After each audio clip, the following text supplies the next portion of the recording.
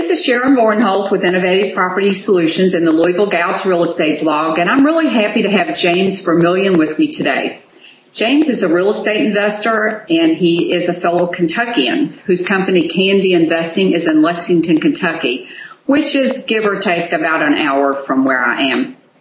Now, while James was at the University of Kentucky, he was a member of the Air Force Reserve Officer Training Corps, and he was stationed at Barksdale Air Force Base after that. And what I find so interesting is how in the world he invested in real estate in Kentucky while he was in the Air Force in California. So I'm glad to have you here today, James.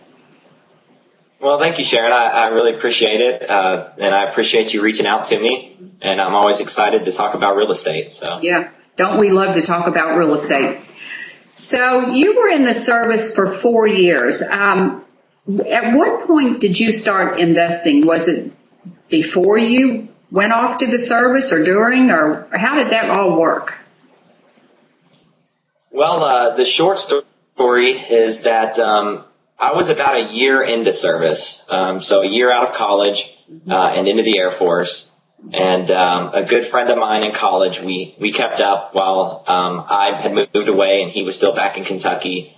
And we were always scheming, things we could do one day, business ideas, investments, and things like that. And real estate kind of became the repetitive theme that we always came back to as something that, hey, we could actually probably do this one. Now it's not something we'd have to spend years to prepare for or save money for. We could probably do it, we could start it if we wanted to. And those talks kind of, went from talks over a beer to more serious talks as time went on, and we thought it became more attainable. So that's kind of, we took that idea and then we kind of refined it, and it started out very informal, just a lot of phone conversations and coming up with ideas. And then we started to formalize it once we said, hey, let's go ahead and do this. So, we did the paperwork, I guess, right, if you will, and actually got, some of those things started. So that's kind of, and it's just taken off from there and become, a bigger and bigger part of, both of our lives ever since then. So tell me a little bit about your business. As I understand it, you're doing primarily rehabs and maybe some property management in there, but rehabs are your focus? Yeah, they are right now, and I would say that's more just a result of that's where we started, and that's kind of what we know at this point. But we're certainly looking to kind of expand our knowledge and get into other things. We're definitely looking for some rental properties and things of that sort, but we don't want to rush into something and make poor investments. So right now, as we're rehabbing, we've got our eyes open for some other opportunities, and we're continuing to learn and kind of plan some processes for some other investment strategies, such as holding rentals. Okay, so that's kind of the game plan. We definitely want a mixture of investments, but right now we've mainly done rehabs. Okay. Yeah, that was my next question. If ultimately you plan to have some buy and hold real estate and as a company portfolio rather than a personal portfolio. Yeah, I definitely think, one thing we've been trying to stress, and not just in the real estate strategy of things, but kind of our overall game plan relies a lot on balance. And what I mean by that is balance of both of us and what jobs we take on and how we work within the company and the structure of the company.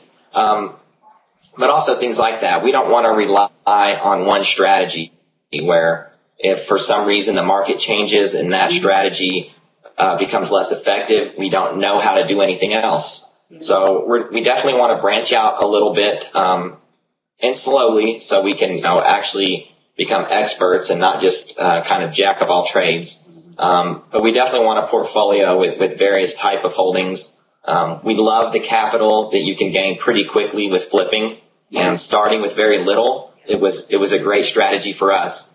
Now we're to a point where we have the capital to keep moving things along, but we would like some long-term, some cash flow coming in and that sort of thing. So we're definitely to that point now where we're ready to start making some other investment decisions as well. Yeah, and that's so smart, because when you've got one strategy, boy, you just live or die by the market. And if you kind of, but I agree with you completely that you need to master your strategy before you jump off into 10 different directions and make bad decisions. So, I know that you got your real estate license. Now, did you do that when you got back, or have you always had that? Well, actually, I was deployed for a short time to Guam, out in the Pacific, and I knew I had wanted to do something real estate wise to accomplish something while I was there.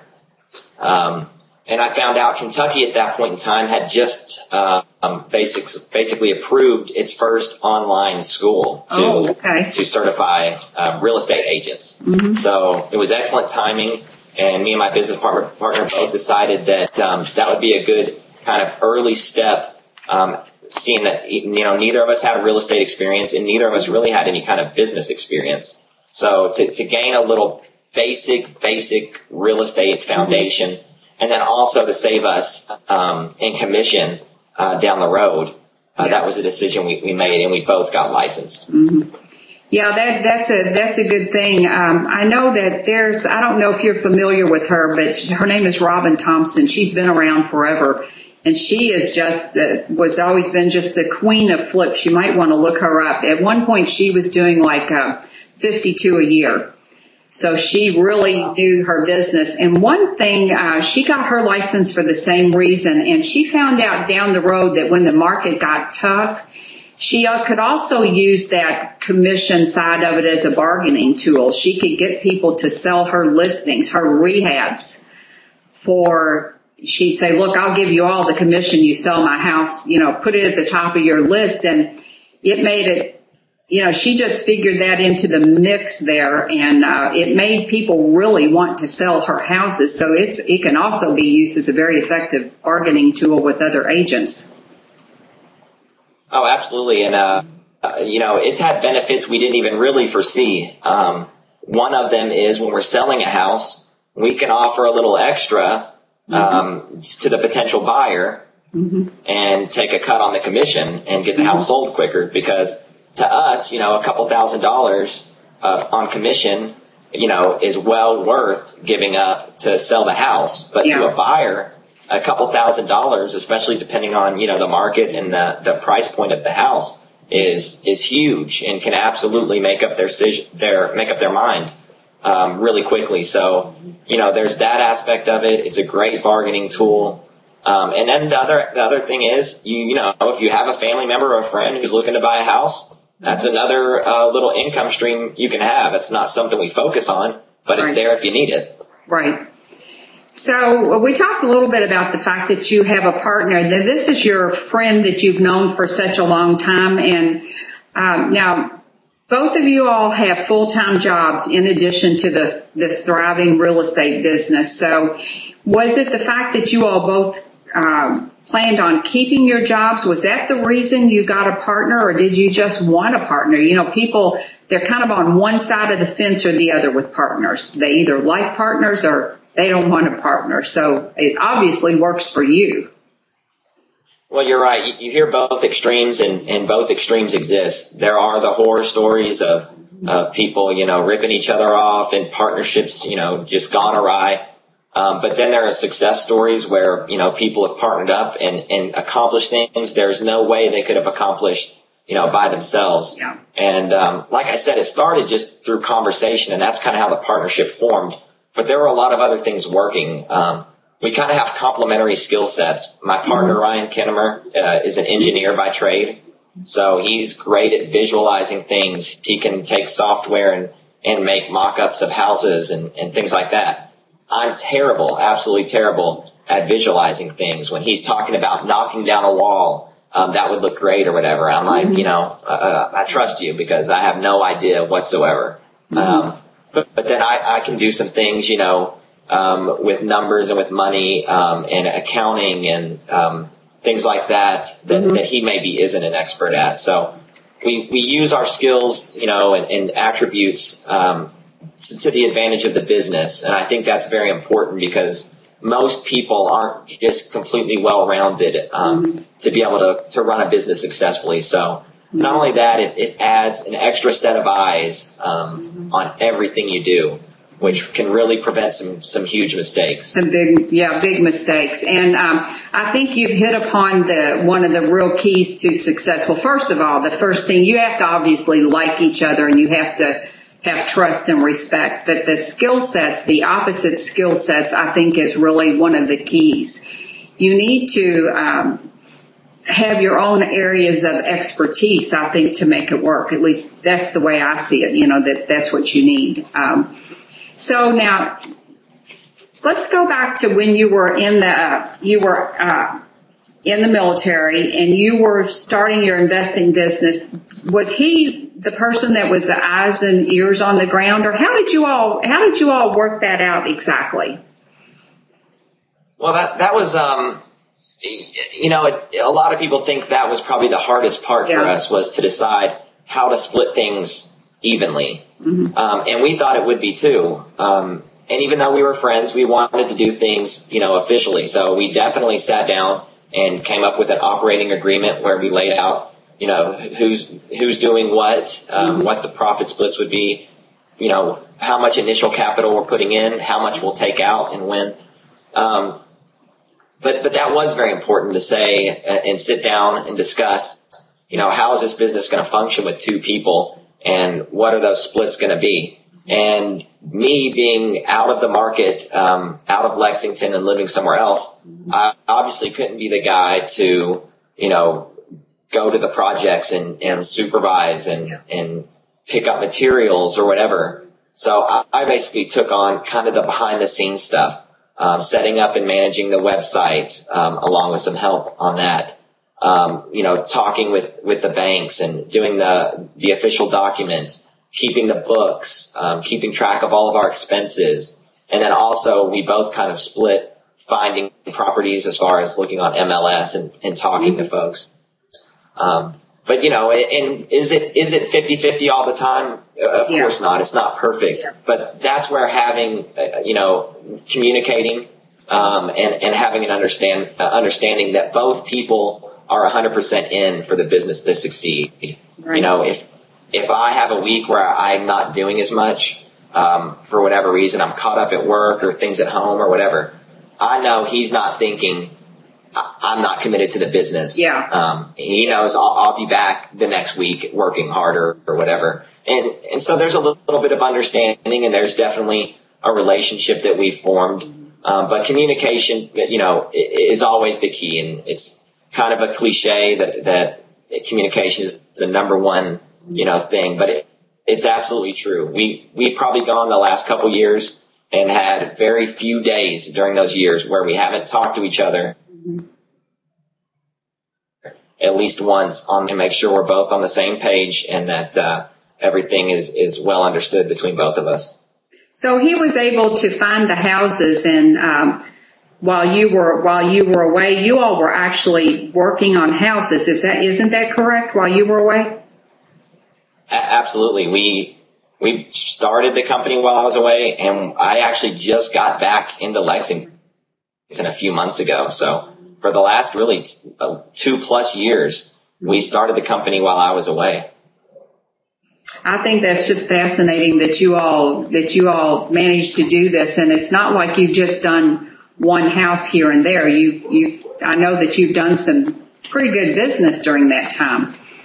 Now you said your partner Ryan, he had an engineering background. What is your college background? What was your area of expertise from college?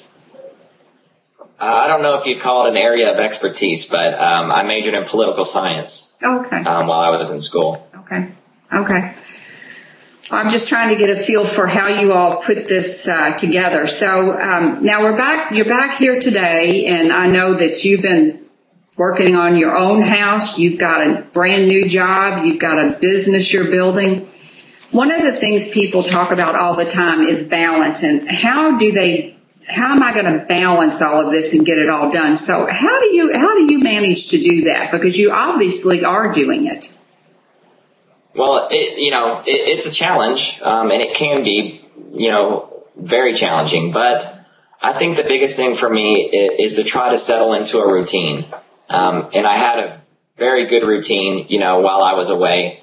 I did certain things every single day, certain things, certain days of the week, certain things, at certain times. So I think having a schedule where you're going to get certain things accomplished because of the existence of that schedule is important. Right now, I'm still kind of in a whirlwind mode right now. I've been back for a few months. My house has been a construction zone. I'm adapting to a new job. And, of course, one thing I've always stressed is even though I'm doing this real estate business on the side, I don't want that to be at the expense of another employer who's hired me and pays me money to do a job for them. So I don't want to allow that to happen. So definitely creating a balance is difficult, but I think the best way to do it is to have a schedule, to stick to a schedule, and then sometimes you do just sit back and take some deep breaths and kind of relax and figure out your next move. If you don't, you can very easily get overwhelmed, and that leads people to give up. So every once in a while, I have to do that. I have to sit back and say, okay, I've got a lot going on. How am I going to deal with it? And I'm usually pretty good about figuring out a solution or a compromise. I'm pretty sure your military background is real helpful in you doing that. But you sound like a very very organized, very that's just who you are to some degree. Well, absolutely, and that goes back to the differing skill sets. Ryan's not as organized as I am, so I'm kind of the paperwork guy. I make sure that everything's in a row for when we need things. So that's kind of one of my duties, is to make sure that that side of thing is cleaned up and well prepared, and he can do some other things. Well, that's great advice for people that are trying to figure it out. I know I was going to ask you how you did that, and you just gave me a really good answer. And I think that is the secret. I think you have to make a schedule. You have to say, I'm going to do these things on this day. And maybe you're not going to be able to work 3 or 4 hours on your business every day. So it's even more important that you're very focused and that you know exactly what you're going to do, and that email time doesn't count. It's what you're actually producing there. So I guess one last question, well, a couple of last questions. Where do you see your business going? Do you all have like a kind of a master plan, and do you all ever plan to do this full time? Is that maybe a retirement plan or a plan down the road, or not? No, it's definitely a plan. We're both very, one thing we have in common, we're both very entrepreneurial. We both want to work, on our own and do this real estate thing full time. One thing I've seen talking to a lot of folks who've done that and made a transition from a full-time job to doing something, to doing real estate full time or their own business venture, is a lot of people have rushed it. And it's not been that they failed. It's just been that it actually slowed them down. They probably would have been further ahead. So sometimes it's kind of that whole theory. And I think that's definitely true in this case. There are a lot of benefits to having a steady income in addition to real estate. We can take some risks we possibly wouldn't be able to take otherwise. We can, put more. The key for us is putting more back into the business. We don't take much out, and it grows so much faster when you're not trying to, feed 2 families off of your investments. So it is in the plan. It's definitely there. We definitely both want to work a couple more years to get to that point and feel very comfortable to do that and not have anything to worry about. Well, I think that's a great plan, and there's no doubt about it. It's a lot easier to get capital and all of those sorts of things when you have a job. But I figured that was going to be your answer, that you seem like an entrepreneur, and you that seemed to me to be your goal. Well, James, thank you so much for doing this interview.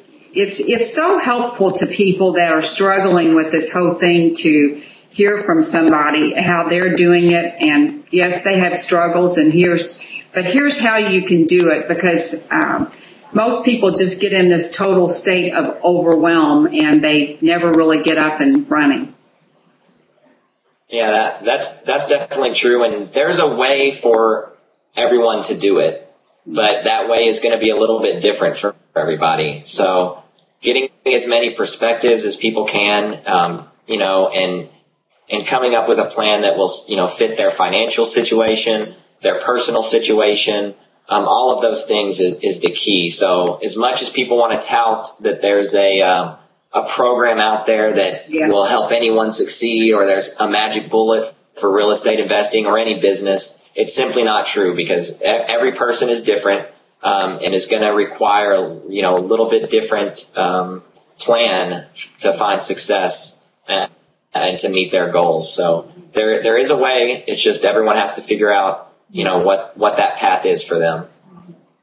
Well, you all, I'd say you all have got it figured out, and I wish you all much success. And I feel like we'll probably update this interview one day, and you'll be saying, well, I don't have a job anymore, and I've got this huge business. I'm pretty sure that's what's going to happen here. So once again, thanks for coming on. And this is Sharon Bornholt with the Louisville Gals Real Estate Blog and Innovative Property Solutions, and we will be back soon with another interesting person to tell you how they're making their way in the real estate world. Thanks again, James. Thanks, Sharon.